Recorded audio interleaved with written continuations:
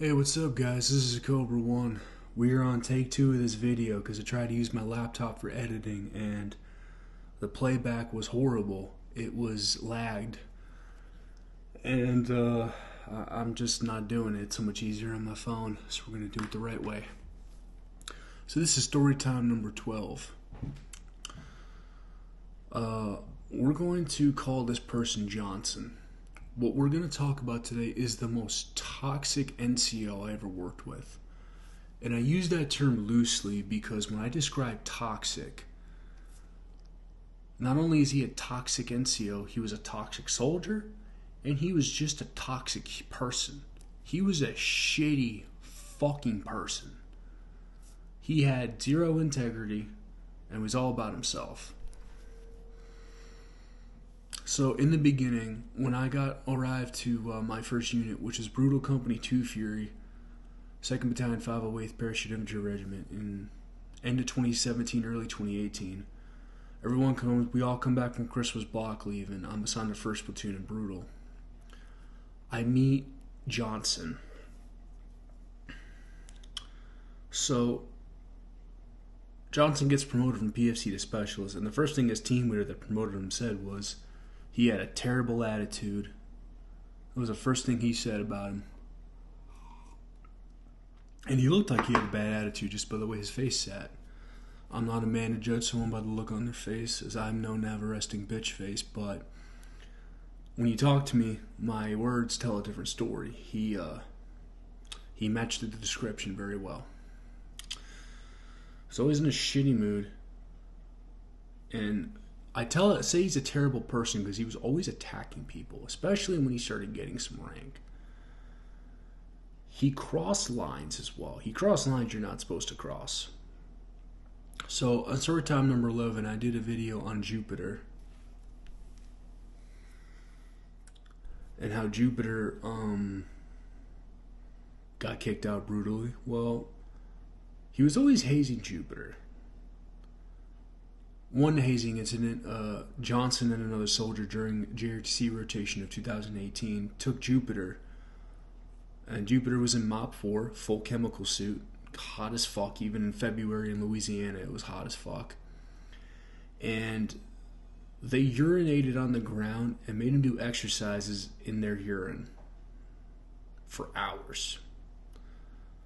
Jupiter then goes and reports it to our savage as fuck platoon sergeant, who then correctively trains Johnson and the other soldier who hazed him. Both Johnson and the soldier receive corrective action from our platoon sergeant. After the exercises are concluded, the platoon sergeant goes, "Alright, now go fuck up Jupiter for being a little bitch." And, they went at him again. After Jupiter discharged, his team leader, who was a really good fucking NCO,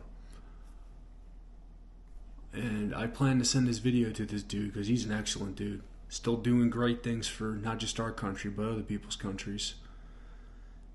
And he said, "Hey man, you alright?" This was like a little while after he got out. Jupiter goes, "Yeah, I'm good. I just need to know if I still have TRICARE." And he said, "Yeah man, you have TRICARE for 120 days after you get out. Is there anything you need?" And then Jupiter went, "Oh, nothing. I just got gonorrhea again."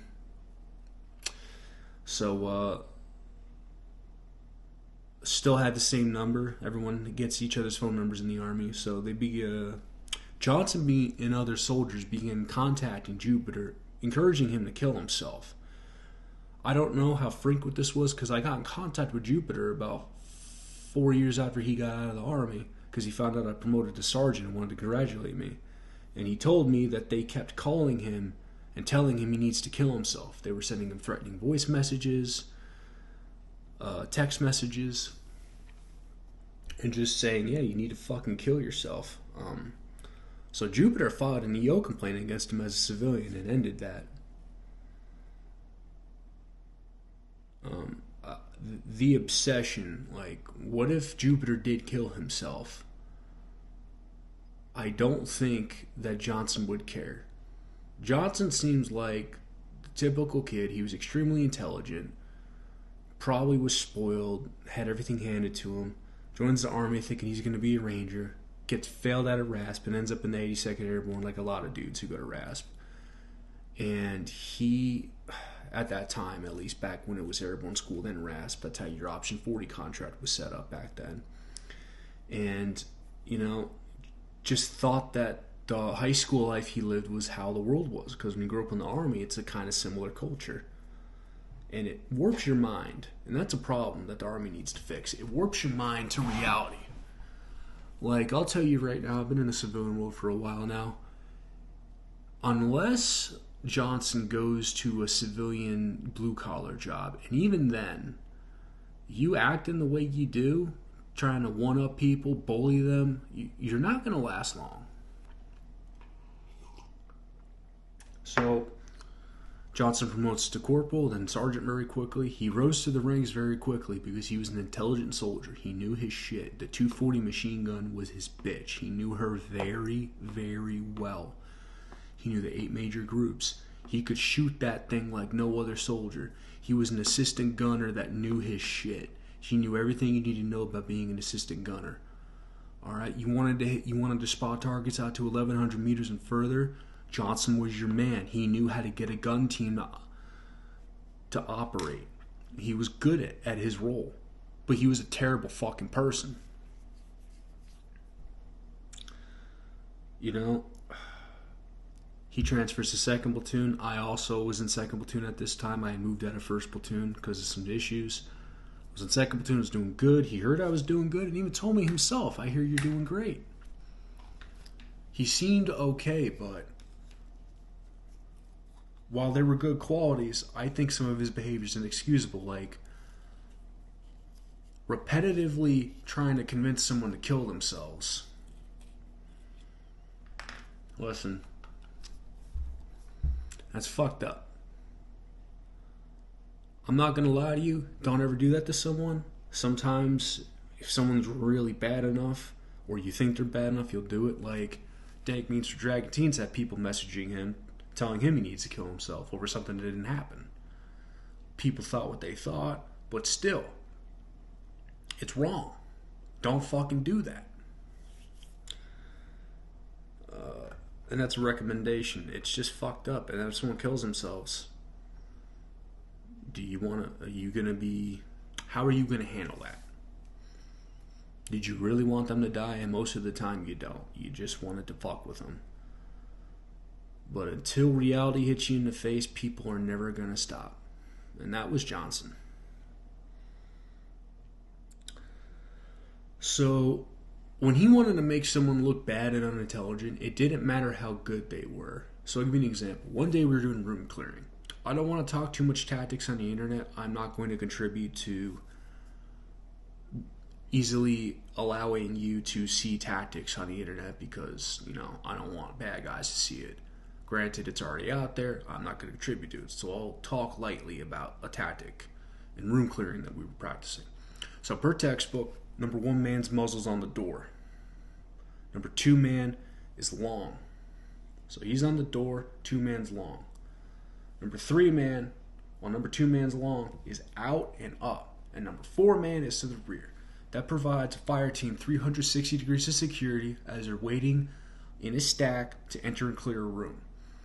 We were conducting some training with a wooden hut we built behind Beco's Cough, or a company, I believe that stands for Company Operations Facility.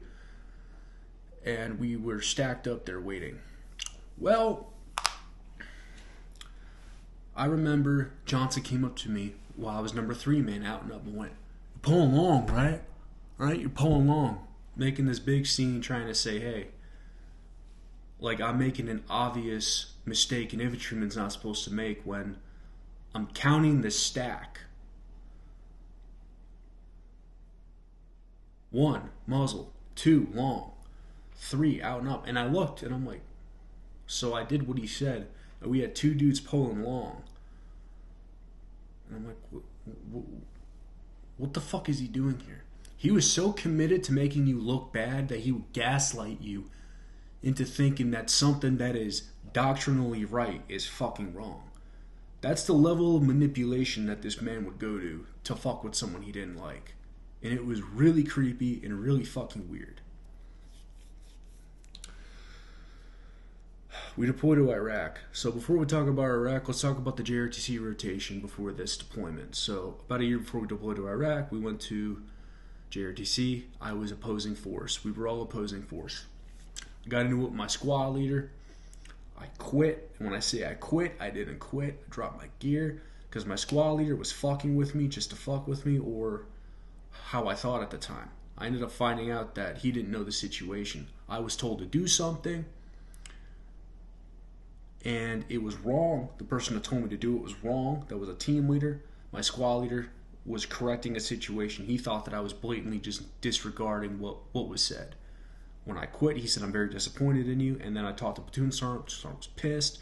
We find out there was a whole miscommunication going on. I felt like a pussy and a piece of shit. I wanted to own up to it. I said, "Listen, I'm still in the fight. I'm not quitting on the platoon. I just thought I was being done dirty." Platoon sergeant said, "I understand. Listen, Joe Goggles, you got to open your horizon." I said, "Yeah, I totally get it."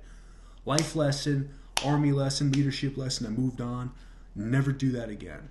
I felt so bad because I understood that my squad leader was under a lot of pressure, and I did see the pressure because our squads were fire team size elements, so there was a lot of pressure going all over the platoon because our platoon's basically a squad plus size element at that time. I find out that behind my back, from the year 2019 when this incident happened going on, that Johnson just kept running his mouth saying everything under the sun, that I'm a pussy, that I'm a retard, that I'm crazy and I'm going to hurt people. All those contradict themselves. So if I'm a pussy, how am I crazy and I'm going to hurt people? And what's going on here? I didn't know anything about this because I never heard anything about it until some people finally let me in on it. I'm like, I was always focusing on my job, studying my Ranger handbook, studying my private sheet, studying different doctrine, practicing TTPs to improve myself. And I found out that this dude's saying all this behind my back. And this was going on for over a year or more, I find out. And I'm like, what the fuck's going on? I never knew about it. It was always behind my back. He was telling it to other NCOs, to other junior soldiers to try to ruin me. And he was always bringing up how I tried to kill myself. So,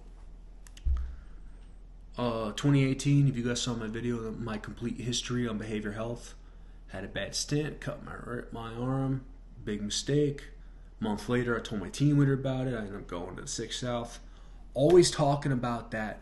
2 fucking years of, he went to 6th South, he went to 6th South, over and over again. All this shit over and over again behind my back. I know I'm a little angry right now. I can't be too mad because I wasn't the only one. That's all this dude ever did, was just trying to make people he didn't like look bad. Because he was a fucking wannabe and just a negative Nancy. He was miserable and everyone else had to suffer too. And that's the shittiest type of person to be around. In fact, people that were close to him in 2nd Platoon would come up to me, and eventually everything fell apart for this dude. Everyone figured out who he was. I'll never forget one of our closest guys to me and to him. He said, "Yeah, that dude's a terrible person." Those dudes were always going to the bar together, always hanging out. And I hear, yeah, he's a terrible fucking person. He's just a shitty person. Because people were seeing him, the manipulation he had. Another example of this was our platoon sergeant. Our platoon sergeant said something he didn't like, and I'll back the platoon sergeant up. The platoon sergeant was following regulations. So he starts going around, and I watched him. I watched him go talk to the platoon sergeant, because we were a green ramp, going on a jump. Then I saw him go to another dude and say, "I fucking hate him." He starts running his mouth about him. Listen, as someone who's ran his mouth himself, whenever I found out I was wrong, I would go, "Oh, fuck." Right? When he thought he was right, he was right. And if you didn't think he was right, he would manipulate you into thinking he was right. So, Iraq, huh? We're in Iraq. We're working with some dog handlers. Now, I got a bit of a culture shock for how other MOSs are. Infantry's very old school, very, very camaraderie.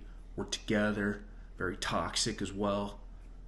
Dog handlers are 9 to 5. They're a job. They're corporate. They suck. I don't hate dog handlers, but the people we worked with, the 2 females that we had, sucked.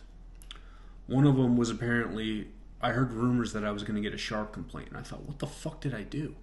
What did I fucking do? So I find out that it's not true. I was freaking out. I thought, holy shit. Because back then, when you got a sharp complaint and it was from a female, you were already guilty. It didn't matter. Because no commander wants to sound like they didn't support the victim, even though the victim was probably lying, which a lot of times they are lying. So,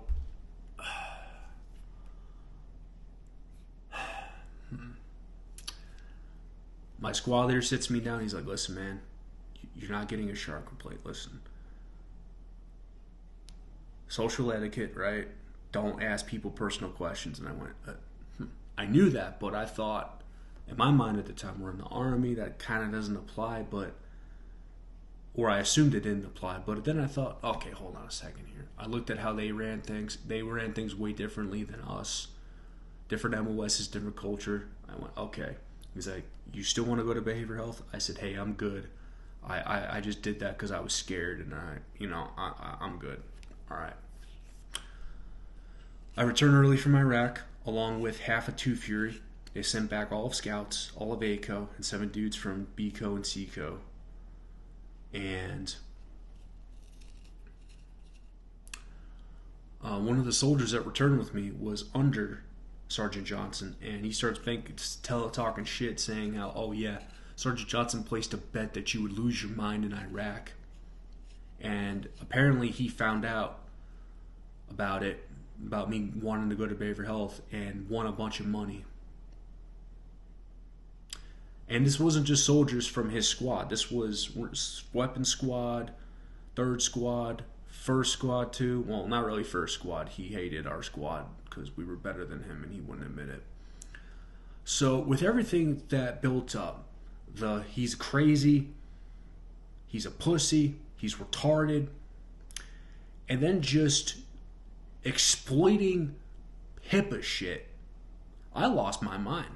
I said, fuck this pussy, I'm done with him. I'm not going to lie to you. If I was still in Iraq and I found out about that, I probably would have kicked in his door and beaten the shit out of him. I was at that point. Dude was a loudmouth pussy that hid behind his rank like a bitch. That is not how an NCO behaves. Ever. I never once in my 2 years as an NCO behaved like that. I never did that to any soldier, no matter how much I didn't like them. So, we're in the rear and we get a new 1st sergeant who's deploying forward to replace our 1st sergeant that's forward. I open door policy him and I tell him about the bet thing and behavior health, and he had wide eyes and was not happy. Deploys forward, goes to Iraq. 9 months is done. Everyone from the rest of the battalion returns home. Sergeant Johnson picks his 6 up. In 4 years, this man picked up staff sergeant. That's very common in the 82nd, but you still got to be a high-performing dude. So he was good in that department, and we can't take that away from Sergeant Johnson. But here, this dude comes back. I remember he wouldn't even look at me. He would look at me, and if he did look at me, he would look at me like, oh, that guy, as if I did something to him. Then I find out he didn't re-enlist and he's getting out, but we don't know why. He's just getting out, and I thought, what's going on here? At that time, in 2021, the division was slamming down bars to re-enlistment, because, especially in 2nd Brigade, because they had issues with discipline. What I believe may have happened, and this is me assuming, I could be completely wrong, is that with those actions that happened, and just him being a piece of shit as well, he got a bar to re-enlistment. Well, that could have happened. I don't know. When he was getting out, he went from popular to everyone just kind of, I remember everyone was saying something about him. I had transferred companies at this time, but I would still go over to BCO and still talk to some guys I was cool with. And I remember they said, oh, this dude's checked out. And then also, he's a terrible person, another dude said. One soldier looked him in the face and started screaming at him, saying, I can't wait till you get out. I fucking hate looking at your goddamn face and shit like that. So as mad as I was, I did kind of get justice. It seemed like everyone was turning on him for the right reasons. He was a terrible person, he had a terrible attitude, and he was just using his authority to fuck with people and make anybody look bad that he could.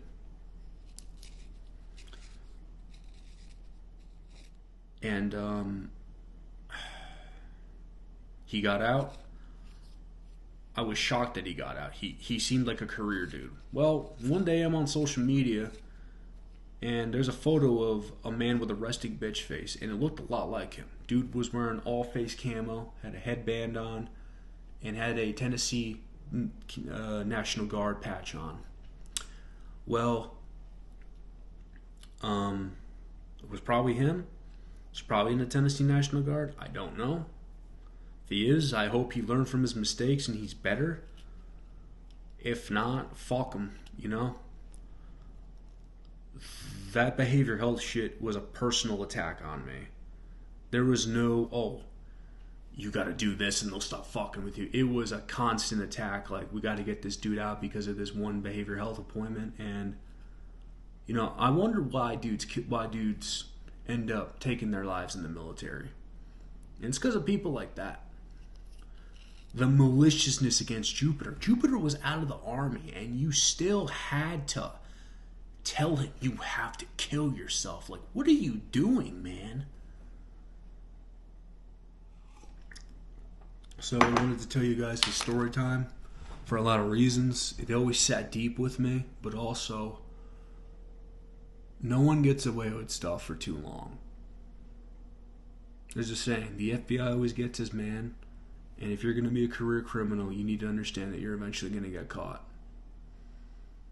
Well, everything fell apart for him.